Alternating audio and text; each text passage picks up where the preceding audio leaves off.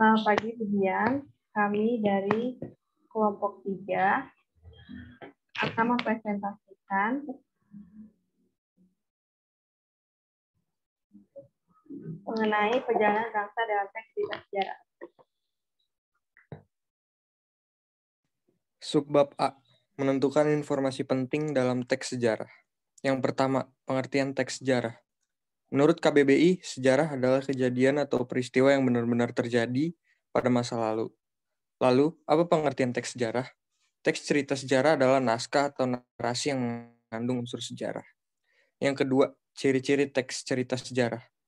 Satu adalah disajikan secara kronologis atau urutan peristiwa atau urutan kejadian. 2. Bentuk teks cerita ulang. 3. Struktur teksnya terdiri dari orientasi, urutan peristiwa, reorientasi. 4. Sering menggunakan konjungsi temporal. 5. Isi berupa fakta. Yang ketiga, jenis-jenis teks sejarah. A. Teks sejarah berdasarkan fakta sejarah. Teks tersebut disusun atas fakta-fakta sejarah. B. Teks sejarah fiksi. Tokohnya berupa fiksi, namun latar dan peristiwa yang dipakai merupakan fakta. Yang keempat, informasi penting dalam teks cerita sejarah. A. Informasi dalam teks cerita atau novel sejarah. Langkah-langkah menemukan informasi penting dalam teks cerita sejarah sebagai berikut adalah: 1. Membaca teks cerita sejarah-sejarah saksama. Yang kedua, mengidentifikasi pokok isi dalam teks cerita sejarah. Yang ketiga, mencatat pokok-pokok isi dalam teks cerita sejarah. B. Unsur pembangunan teks cerita sejarah. Yang pertama, unsur intrinsik, yaitu membangun isi cerita sejarah. Yang kedua, unsur ekstrinsik, membangun cerita sejarah dari luar.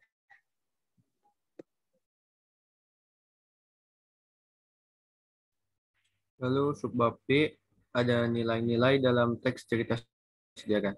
Nilai-nilai yang ada dalam jenis teks sejarah sendiri dikemas secara implisit dalam alur latar, tokoh, maupun tema, di mana nilai dalam teks sejarah ini bersifat edukatif, menambah pengetahuan, memberikan hiburan dengan memberikan karakter mendalam, dan digambarkan secara puitis. Yang 1. Menentukan nilai-nilai dalam teks cerita sejarah. Membaca cerita dalam teks cerita sejarah dengan seksama, menemukan nilai yang terkandung dalam cerita, menelaah perbuatan tokoh dalam cerita, menyimpulkan nilai yang terkandung dalam cerita dengan bahasa sendiri. Yang kedua, nilai-nilai dalam teks cerita sejarah. Yang pertama itu ada nilai moral, yang kedua nilai religius, yang ketiga nilai budaya, yang keempat nilai sosial.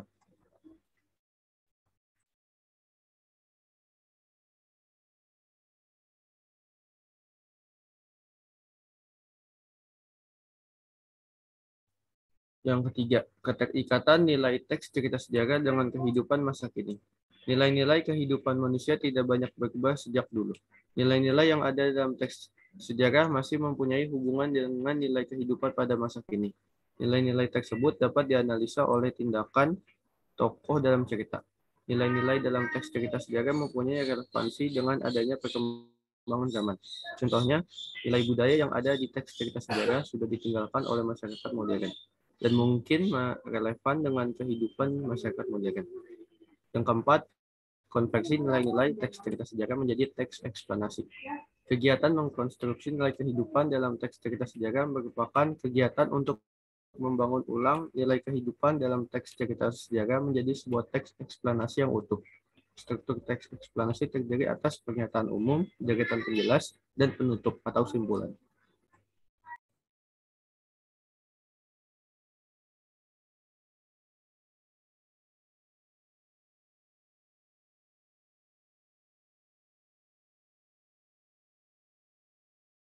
Selanjutnya, menelaah kebahasaan teks cerita sejarah. Teks cerita sejarah mempunyai kebahasaan bahasa sendiri. Penggunaan diksi yang menarik dan pengarang menjadi faktor penting penyampaian cerita sejarah. Jika diksi yang digunakan tepat, maka cerita yang disajikan enak untuk dibaca. Yang pertama, keterangan. Kata keterangan adalah kata yang bersifat menerangkan kata sebelumnya, seperti kata kerja, kata sifat, kata bilangan, namun tidak menerangkan kata ganti benda dan kata ganti nama. Kata keterangan atau disebut juga kata adverbal yang mana gunanya menambahkan atau memberi keterangan pada kata lain. Jenis-jenis kata keterangan dibagi menjadi beberapa kategori, yaitu kata keterangan tempat, keterangan waktu, keterangan alat, keterangan tujuan, keterangan cara, keterangan penyerta, keterangan perbandingan, dan keterangan sebab.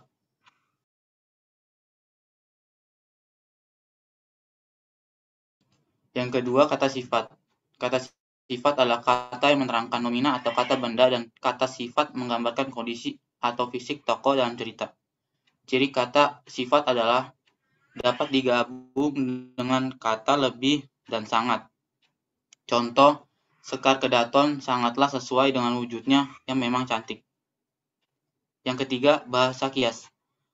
Makna kias dalam sebuah cerita atau novel sejarah adalah makna kata atau rangkaian kata yang berbeda dengan makna kata atau rangkaian kata penyusunnya. Perbedaan ini dapat menimbulkan keindahan dalam cerita atau juga menyampaikan pesan tertentu. Hal inilah yang kemudian mendorong penggunaan makna kias. Biasanya makna kias terdapat pada makna simbolik maupun ungkapan.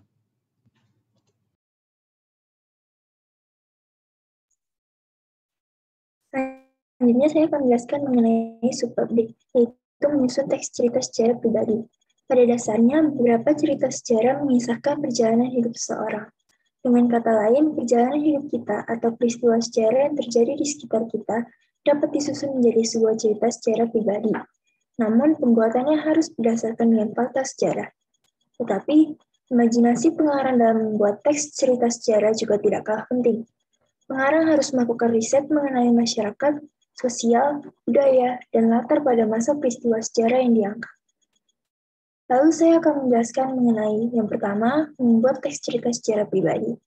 Informasi dalam teks cerita sejarah dapat diangkat melalui wawancara guna menggali fakta sejarah masa lalu. Fakta sejarah adalah yang menjadi landasan dari penulisan teks cerita sejarah. Terdapat dua langkah dalam menyusun teks cerita sejarah. Yang pertama, langkah wawancara. Caranya adalah bertanya atau menggali informasi mengenai suatu peristiwa sejarah, menentukan cerita sejarah yang akan ditulis, membuat urutan peristiwa dalam cerita sejarah. Langkah yang kedua adalah langkah imajinatif. Caranya adalah yang pertama, menentukan tema sebagai pokok pikiran teks cerita sejarah, yang kedua, menentukan pusat penyisahan atau sudut pandang dalam penyusun teks cerita sejarah, yang ketiga, menyajikan teks cerita sejarah dengan alur yang menarik, dan yang keempat, menyusun teks cerita sejarah yang selesai dibuat.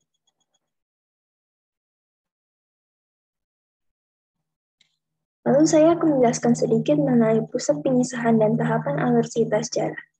Pusat penyisahan atau sudut pandang dalam penulisan teks cerita sejarah ada dua, yaitu A. Sudut pandang orang pertama. Sudut pandang orang pertama ini menempatkan si penulis ikut serta dalam cerita. Kata ganti yang dipakai dalam sudut pandang orang pertama ini adalah menggunakan kata ganti aku atau saya, dan penulis bisa berperan sebagai tokoh utama dalam cerita atau tokoh sampingan. Yang kedua adalah sudut pandang orang ketiga. Sudut pandang orang ketiga ini menempatkan penulis sebagai orang yang serba tahu dalam jalan hidup cerita tokoh atau pelaku utama. Kata ganti yang digunakan adalah memakai kata ganti orang ketiga, yaitu dia, ia, atau nama orang sebagai tokoh utama. Lalu alur cerita sejarah sendiri terdapat 5 tahap, yaitu A. Tahap penyituasian, yaitu tahap pembuka cerita berfungsi untuk memberikan gambaran awal cerita. B. Tahap pemunculan konflik. Tahap ini adalah tahap awal munculnya konflik. Konflik ini akan berkembang menjadi konflik-konflik pada alur cerita selanjutnya. Yang ketiga, tahap peningkatan konflik. Konflik awal yang dibangun pada tahap sebelum semakin berkembang. Peristiwa-peristiwa yang menjadi inti cerita semakin berkembang dan menegangkan. Yang keempat, tahap klimaks. Tahap ini adalah konflik yang sedang terjadi dan ditimpakan kepada tokoh yang ada di dalam cerita mencapai puncaknya. Yang kelima, tahap penyelesaian. Tahap akhir ini merupakan konflik yang telah mencapai klimaks, diberi penyelesaian, ketegangan dikendalikan, dan diberi jalan keluar, dan cerita pun diakhiri. Lalu yang terakhir yang akan saya bahas adalah tentang menyunting teks cerita sejarah. Setelah menyusun, kegiatan yang selanjutnya dilakukan adalah penyuntingan. Kegiatan penyuntingan berkaitan dengan ejaan, diksi, dan struktur kalimat. Selain itu, kegiatan penyuntingan berfungsi untuk menyesuaikan fakta sejarah dan peristiwa sejarah dalam teks cerita sejarah. Langkah-langkah memapping teks cerita sejarah adalah sebagai berikut, yaitu yang pertama, membaca keseluruhan naskah teks cerita sejarah, yang kedua, mencermati kesalahan penggunaan ejaan, kesalahan penulisan ataupun tanda baca, yang ketiga, memperbaiki kesalahan yang ditemukan dalam naskah teks cerita sejarah yang dibaca. Selanjutnya ada kesimpulan. Kesimpulannya adalah teks cerita sejarah adalah teks yang di dalamnya menjelaskan atau menceritakan fakta dan kejadian masa lalu yang menjadi asal muasal atau latar belakang terjadinya sesuatu yang memiliki nilai sejarah. Teks sejarah dapat merupakan fiksi, non-fiksi, dan konteksnya dapat dunia ataupun pribadi. Ini ada contoh teks sejarah yang berjudul Kerajaan Sunda. Paragraf 1 ini ialah orientasi atau publikasi buat teks cerita sejarah. Lalu dari paragraf 2 dan 3 adalah peristiwa, dan yang paragraf keempat adalah orientasi atau penutup. Ada juga kaidah-kaidah kebahasaan. Sekian dan terima kasih dari kelompok 3 kelas 12 IPS 3. Ada yang ingin bertanya?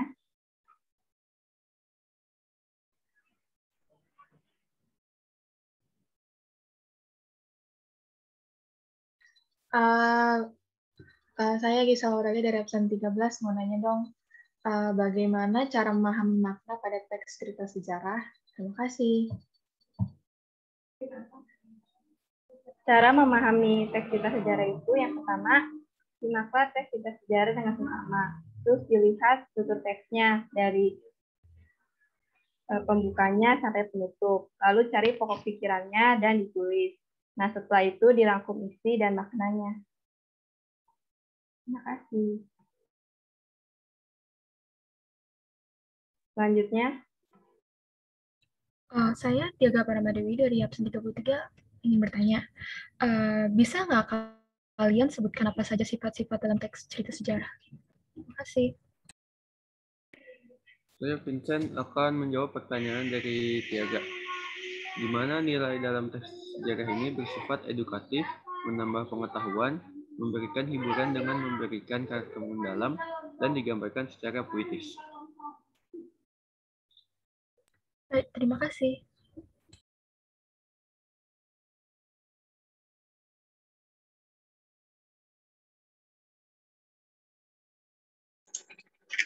Selamat pagi, saya Johan Nathanael dari absen 20 ingin bertanya, apa saja jenis-jenis teks sejarah yang tadi disebutkan? Oke, jenis-jenis teks sejarah ada 2. Yang pertama, teks sejarah berdasarkan fakta sejarah. Teks tersebut disusun atas fakta-fakta sejarah. Yang kedua, teks sejarah fiksi. Tokohnya berupa fiksi, namun latar dan peristiwa yang dipakai merupakan fakta.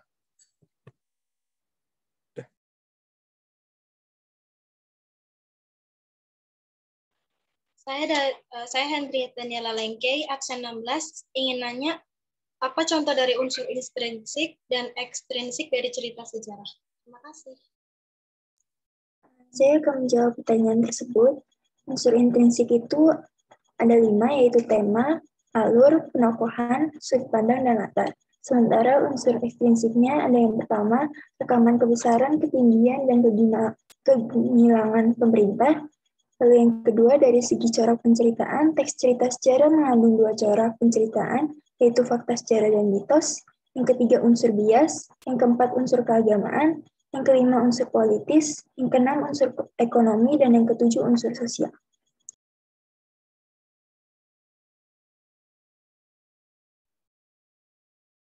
Selamat pagi, saya Ben dari kelompok 4 ingin bertanya apa saja jenis-jenis kata keterangan dalam teks sejarah. Terima kasih.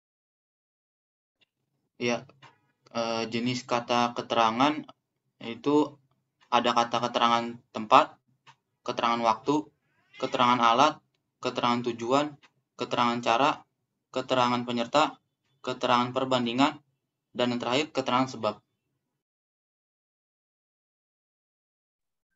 Terima kasih atas perhatiannya. Kami mengucapkan terima kasih.